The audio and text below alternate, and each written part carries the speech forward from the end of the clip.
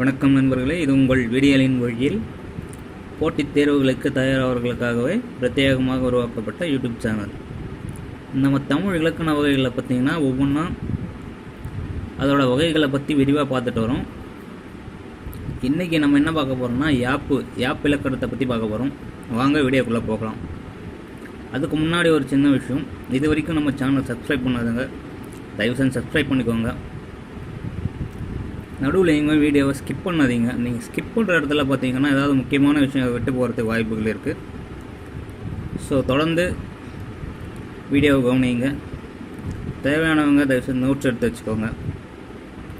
இல்லை எனக்கு இந்த மெட்டீரியல் வேணும் அப்படின்னு ஆசைப்பட்டீங்கன்னா தயவு செஞ்சு உங்கள் கமெண்ட்டை போஸ்ட் பண்ணுங்கள். வாங்க வீடியோக்குள்ளே போகலாம்.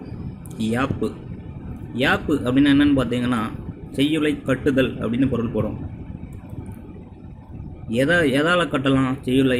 ஒரு செய்யுளை அழகுபடுத்துதுன்னு பார்த்தீங்கன்னா யாப்போட உறுப்புகளான எழுத்து, அசை, சீர், தலை, அடி, தொடை இந்த ஆறும் தான் பார்த்தீங்கன்னா யாப்போட உறுப்புகள். இதுதான் பார்த்தீங்கன்னா ஒரு செய்யுளை அழகுபடுத்தும்.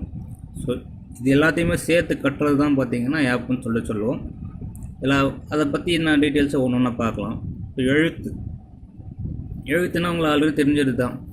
உயிர்குறில், உயிர் நெடில், உயிர்மெய் குறில், உயிர்மெய் நெடில், மெய்யெழுத்து, ஆயுதம் எல்லாமே பார்த்திங்கன்னா எழுத்தில் அடங்கும்.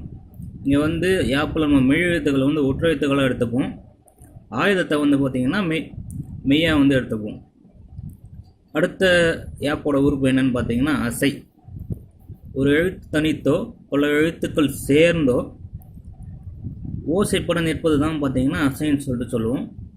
இதில் நேரசை, நிறையசைன்னு ரெண்டு பிரிவுகள் இருக்குது. அது என்னன்றதை பற்றி அடுத்த வீடியோவில் விரிவாக பார்க்கலாம். அடுத்து பார்த்திங்கன்னா சீர். அசைகள் தனித்தும் இணைந்தும் அடிக்கு உறுப்பாக அமைவது தான் பார்த்திங்கன்னா சீர் எனப்படும். சீர் பார்த்திங்கன்னா 4 வகைப்படும்.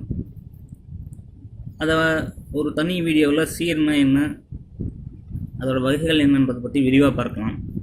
அடுத்து பார்த்திங்கன்னா தலை. அதாவது நின்ற சீரின் ஈற்றசை வருஞ்சேரின் முதல் அசையும் பொருந்தது தான் பார்த்திங்கன்னா தலை. இது பார்த்திங்கன்னா 7 வகைப்படும். அடி. சீர்கள் பல சேர்ந்த வருவது தான் பார்த்திங்கன்னா அடி. இதில் 5 வகைகள் இருக்குது. தொடை, அதாவது தொடுக்கப்படுது.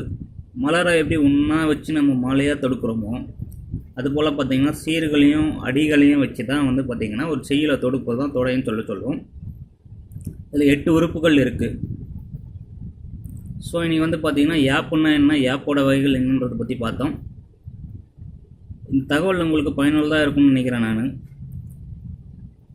எனக்கு வீடியோ பார்க்குறதுக்கு இதுவாக இருக்குது, எனக்கு மெட்டீரியல் காப்பியாக வேணும் அப்படின்னு சொல்லிட்டு நினச்சிங்கன்னா தயவு செஞ்சு உங்கள் கமெண்ட் போஸ்ட் பண்ணுங்க, உங்களுக்கு அனுப்பி விடும். ஸோ இதுவரை உங்களோட நேரத்தை ஒதுக்கி இந்த வீடியோ பார்த்ததுக்கு ரொம்ப நன்றி. அடுத்த வீடியோவில் இன்னொரு பயனுள்ள தகவலோடு உங்களை சந்திக்கிறேன். நன்றி.